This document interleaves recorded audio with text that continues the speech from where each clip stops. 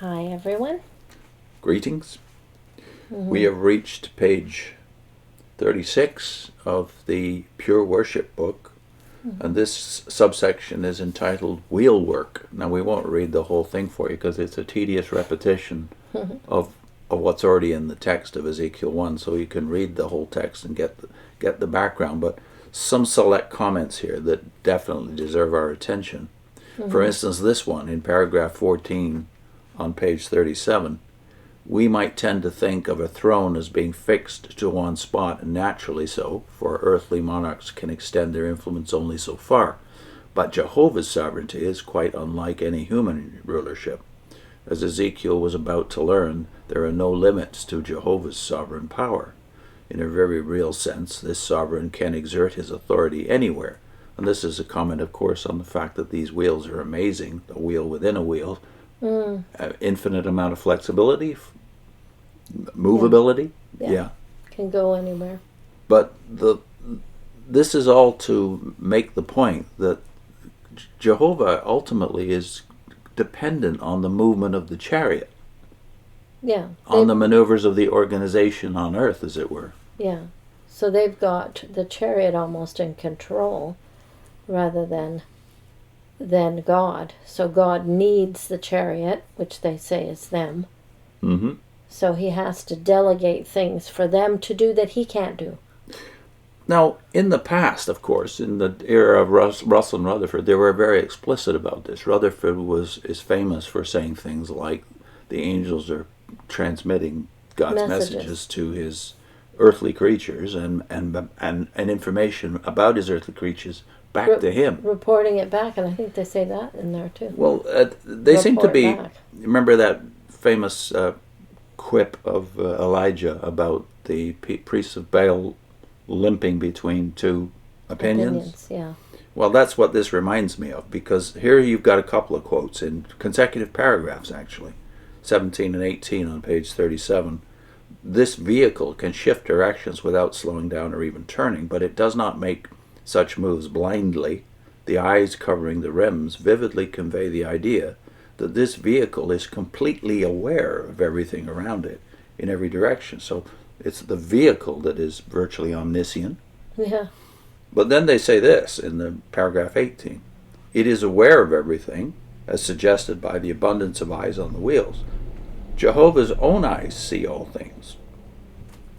Okay, so God is omniscient too, but in the old days you didn't claim that, and you still say he's not omnipresent. So even in spite of the fact that he has eyes that see everything, he needs you to report back. Isn't that one of the last things they say? Well, listen to this. Furthermore, he has many millions of angelic servants whom he may send to any part of the universe, and these can observe matters keenly and report back to their sovereign. So it seems to me like they're saying both things at the same time. That in some sense God needs these angelic messengers, but in another sense he himself is omniscient. Yeah. So that does seem strange. He can see everything, but he needs you to tell him what you see. But of course, when you know their history, you realize, well, they've been thinking these thoughts for a very long time. So maybe they're rethinking, but it seems like they're thinking both things at the same time here. Yeah. They still justify what they think. You wanted me to read part of the next paragraph? Yeah, this is quite notable, this next paragraph. Paragraph 19. So it says, just think of the contrast between the heavenly part of Jehovah's organization and human governments, institutions, and organizations. Those tend to blunder along blindly, failing to adapt to changing circumstances until they plunge into catastrophe or become outdated. But Jehovah's chariot perfectly reflects the reasonable, adaptable God who is in control of it. As his very name suggests, he can become anything that is needed in order to accomplish his purpose.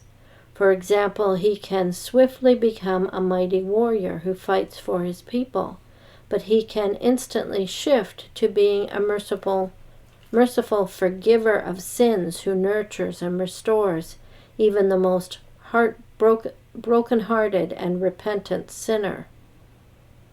So again, you've got.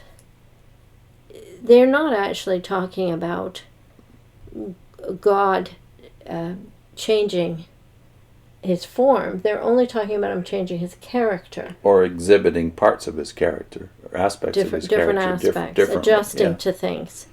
But he can be everything except his own messenger. And then, of course, they seem to be paraphrasing Exodus 3. He will be what he will be. Yeah. Or I shall prove to be what I shall prove to be. But do you not realize that in Exodus 3, he comes to Moses as a burning bush? Yeah. And then, of course, he comes later in Exodus as a pillar of fire and a cloud by day and a pillar of fire by night. And smoke on the mountain. These are not just exhibitions of his character. They are manifestations of God himself. Yeah. That they forbid, effectively. Yeah. And I don't know, this thing about others blundering. I mean, that's a perfect description of the history of the Watchtower, blundering. Read that section again. Hang on. This is choice. Just think of the contrast between the heavenly part of Jehovah's organization and human governments, institutions, and organizations. But not theirs. Those tend to blunder along blindly, failing to adapt to changing circumstances until they plunge into catastrophe. I mean, or what become would outdated. there couldn't be a better description of yourself there.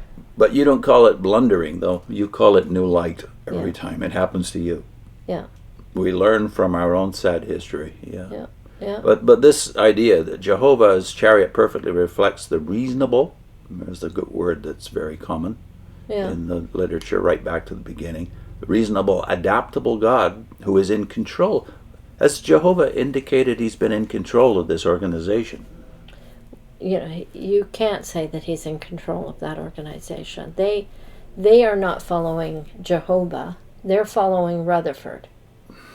They're following in Rutherford's footsteps. Yeah. And I can't wait to get to the next section, the one in control. Yeah. Or we could say they're following the mouth steps of Rutherford. Yeah, not his footsteps, his mouth steps, or better still, his foot and his mouth steps. Yeah. That would be a better description of who they're following. Yeah, and the link is Dwayne McNanny. Some of you will know Dwayne McNanny. We've made videos about his work before, and here's one of them. Dwayne made the point at the end of the 1900s, around 1999, that they more or less set a new date. Yes, they never said 1999 or 2000. Yeah. But they implied it would happen within the millennium. Not implied it, they actually printed it in the And Watchtower. then they changed the bound volume. When they put it together as a bound volume, they changed that line. Yeah. That was a surprise to us. We had noticed it later when we were looking through the bound volume, looking for that quote. So when we were thinking of Dwayne's comment about 1999, we thought of the sign we held up at the convention at which we protested some 30 years ago. Yeah. And the sign said, 3 generations of Jehovah's Witnesses have died in a false hope. Don't be the 4th. Yeah. But if we had to use that sign today, we would have to cross out 3. It And would say have to be 4 generations have died in a false hope. Don't be the 5th.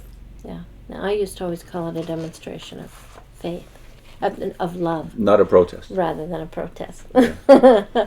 But, yeah, we were some of those people who did that. When you don't feel you have a voice, holding a sign up seems to be the only choice you have. Yeah. So, see you next time. Mm-hmm.